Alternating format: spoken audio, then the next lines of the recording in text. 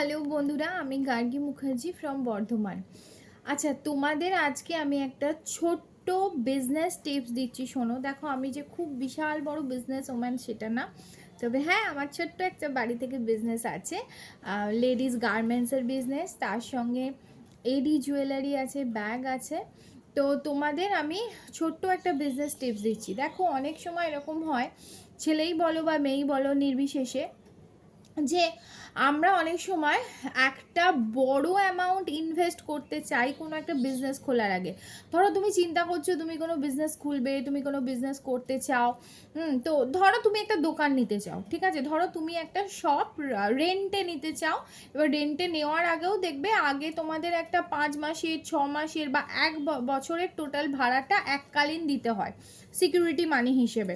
ধরো তোমার দোকান ভাড়া যদি 10,000 টাকা হয়, তার মানে 1,20,000 টাকা না হলেও 1,00,000 টাকা তোমাকে আগে দিতে হবে সেই দোকানের অরিজিনাল মালিককে। তারপর তোমার সঙ্গে তার ডেলটেল হবে। তো মানে তোমরা সেই 1,00,000 টাকাটা দিতে রাজি, মানে তোমরা চিন্তা ভাবনা করো যে দোকানটা নেবো, হ্যাঁ চলো 1,00,000 টাকা দিই। হ্যাঁ, তারপরে তোমার দোকান ভাড়া আবার 10,000 টাকা প্রত্যেক মাসে, ওটা যেটা 1,00,000 টাকা দিলে ফিক্সড থাকছে। তখন তোমরা আবার চিন্তা করো যে পার মান্থ এই দোকান ভাড়াটা দেবো, দোকানের স্টাফদের মাইনে ঠাইনেগুলো দেবো। হ্যাঁ, তো এইসব করে আমার ওই 15-20 হাজার টাকা মাসে এলেই হবে। আমরা অনেক সময় এরকম ভাবি। তো আমি বলবো যে এই জিনিসগুলো করবে না, স্টপ, হোল্ড অন।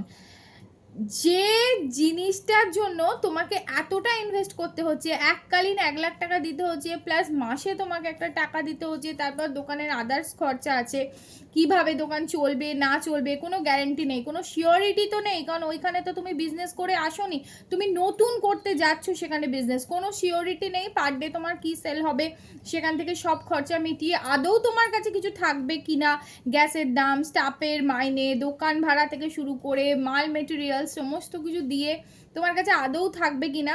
তার চেয়ে এবার আসি মেন কথায়, তার চেয়ে এটা বেটার যে কাজটা করে তুমি ওই 1,00,000 টাকাটা জমাতে পেরেছো সেই কাজটাতেই ফোকাস দাও।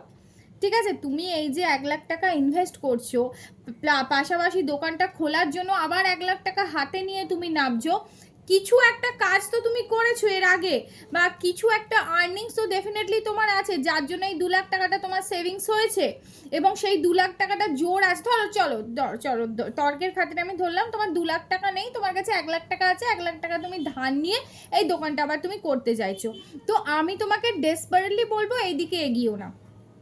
যেটা তোমার আছে, যেটা থেকে তোমার 1,00,000 টাকা উঠেছে, সেটাকেই আরও বেশি নার্চার করো, সেটাকেই আরও বেশি মানে খেয়াল রাখো, সেটার পেছনেই মন দাও। কারণ যে জিনিসটা আজকালকার দিনে তোমাকে 1,00,000 টাকা সেভিংস করিয়েছে, সব খরচা ফরচা মিটিয়ে তোমাকে সে কাবিল যে জিনিসটা বানিয়েছে, হয়তো তুমি একটা অন্য বিজনেস করো, সেটা যে তুমি 1,00,000 টাকা ঘরে এনে সেভিংস করে আবার একটা নতুন বিজনেস খুলতে চাইছো। তো আমি বলবো নতুন এই মুহূর্তে এইভাবে না খুলে সেইটার দিকেই বেশি মন দাও। ধরো আমার গার্মেন্টসের বিজনেস আছে, আমার গার্মেন্টস থেকে একটা টাকা আমার সেভিংস হয়েছে, এই টাকাটা পুরোটা তুলে গুটিয়ে এনে আমি জাস্ট আর একটা বিজনেস কখনোই করব না, কিছু কিছু নিয়ে আমি ট্রাই করব, দেখব কি বৃত্তান্ত সেরকম। আমি তার চেয়ে এটা বেটার যে আমার গার্মেন্টসের বিজনেসটাকে আরও বেশি আমি জোরদার করব। কারণ নতুন কিছু শুরু করে সেখান থেকে ক টাকা তোমার আসবে, ক টাকা তোমার ইনকাম হবে, আদৌ ইনকাম হবে কি না, কী বৃত্তান্ত, তুমি কিছুই জানো না।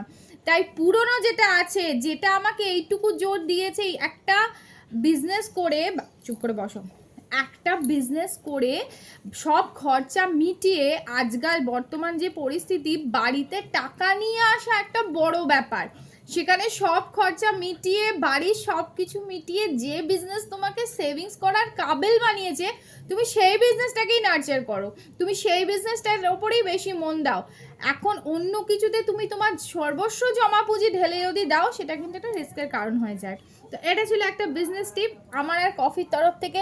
আশা করি কফির এই বুদ্ধিটা তোমরা নেবে। এই বুদ্ধিটা টোটালটাই কফির, এই বুদ্ধিটা আমাকে কফি দিয়েছে।